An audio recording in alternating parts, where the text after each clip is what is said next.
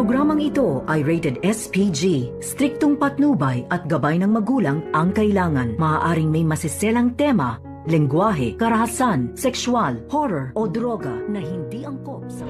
Sinasabi ko sa'yo, tigil-tigil lang yung pananakot sa akin. Hindi ka nakakatawa.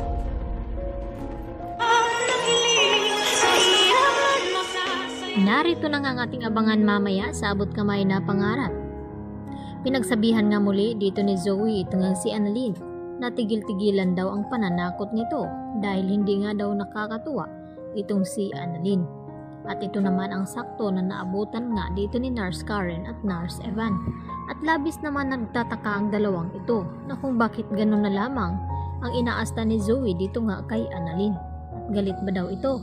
At dito naman na sumagot itong si Annalyn dito sa kanyang mga kaibigan at sinabi na nagpaparamdam daw itong si Don Pepe sa kanya. Baka may gusto daw itong ipapahiwatig o bakit naman parang nagigilty daw itong si Zoe. At yun nga, ay napaisip na naman itong si Annalyn. Samantala, masinsinan naman na kinausap ni Lynette itong si Annalyn. At sinabi ni Annalyn dito sa kanyang ina na kung kinakailangan lumipat siya dito sa Apex Hospital nang sa ganon mabantayan niya at pangangalagaan itong kanyang lolo Pepe ay gagawin daw niya ito.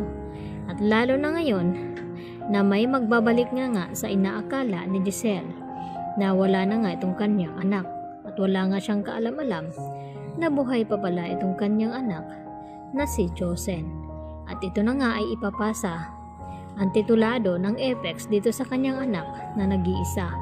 At makikilala na rin itong si Annalyn. At baka ito na rin ang magiging katapat dito ni Zoe dahil sa masamang ugali nito. Dahil palaban nga din itong si Giselle at mas lalo namang palaban din ang kanyang anak. Kaya yan naman ang ating pagkaabangan. Samantala, hindi na nga nagpatumpik-tumpik pa itong si Moira nang makakarinig siya na pinagdudahan daw ni Giselle itong si Carlos na may kinalaman sa nangyari nga dito kay Don Pepe na nag-cardiac arrest. At dito naman na kinumporma ni Moira kay Carlos kung totoo nga ba ito. At tinanong naman ni Moira itong si Carlos na kung may kinalaman nga ba siya sa nangyari nga kay Don Pepe.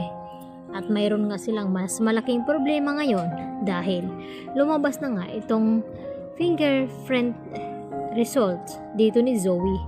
At laking gulat nga ng mga ito dahil nakumpirma nila na nagmatch nga itong fingerprint dito ni Zoe dito sa mga medical supplies na nakuha ng mga pulis. At dito naman na humihingi ngayon ng tulong itong si Moira kay Carlos na kung ano daw dapat nilang gawin. Ayaw daw niya na baka makulong daw itong si Zoe. At kinakailangan na magawan agad daw nila ito ng paraan sa madaling panahon bago makakarating dito kina Giselle at RJ itong resulta ng fingerprint dito ni Zoe. Kaya kinakailangan daw na maunahan nila itong mga pulis.